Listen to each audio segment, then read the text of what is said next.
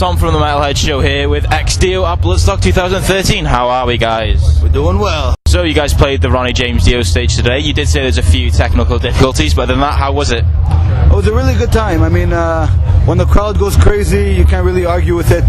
They're loud, feeds our energy, we give it back. Can't really ask for much better, especially for the first time XDO plays in the UK.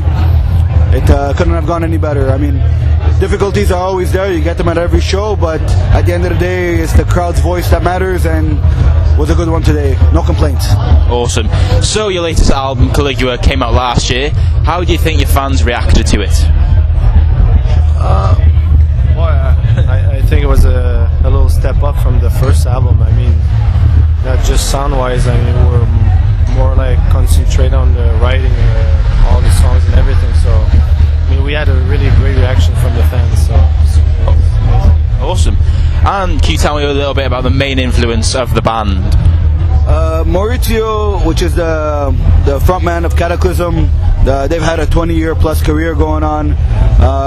He's from Roman descent, and he's always had this desire to kind of put a little bit of that history into what he does, playing music, of course, in the heavy metal industry.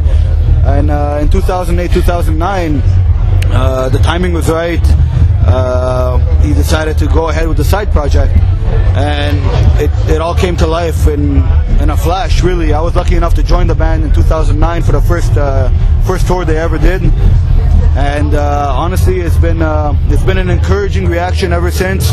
The band's showing signs of growth. It's going great. Really, we have no complaints. We're lucky to be here. Crowd reaction's going great. I mean, this is why we do it, so we're lucky enough. It's great. Awesome. You're starting a European tour in just over a week's time. How excited are you for it? Really excited, actually. I mean, every time we hit Europe, it's never been disappointing. Strong crowd, you know, it's always good times, and we're lucky enough on this particular case to go out on the road with Niall. XDO and Niall have a little bit of history. Carl Sanders was kind enough to, contribute on the first album, on the Final War solo. So we were lucky enough to play with Niall in a North American tour a couple of years back. It went really well. The guys are super cool. Can't ask for more hitting the road. Yeah. So now we're hitting it up on the European market. So we're really excited about it. Should be a really good time. We're stoked. Awesome. You guys currently writing any new music for another album? We're always like writing riffs and putting it in the bank. Like we have like all the like Pro Tools or whatever. Yeah. So we're always writing stuff, and then when we really like focus on one album, we just get together and just there's always a bunch of ideas going back and forth. So that's how we mainly write. We get a bunch of ideas everywhere. So we just get together and make songs with them. Awesome. And other than the tour, what else do you have planned for the rest of the year?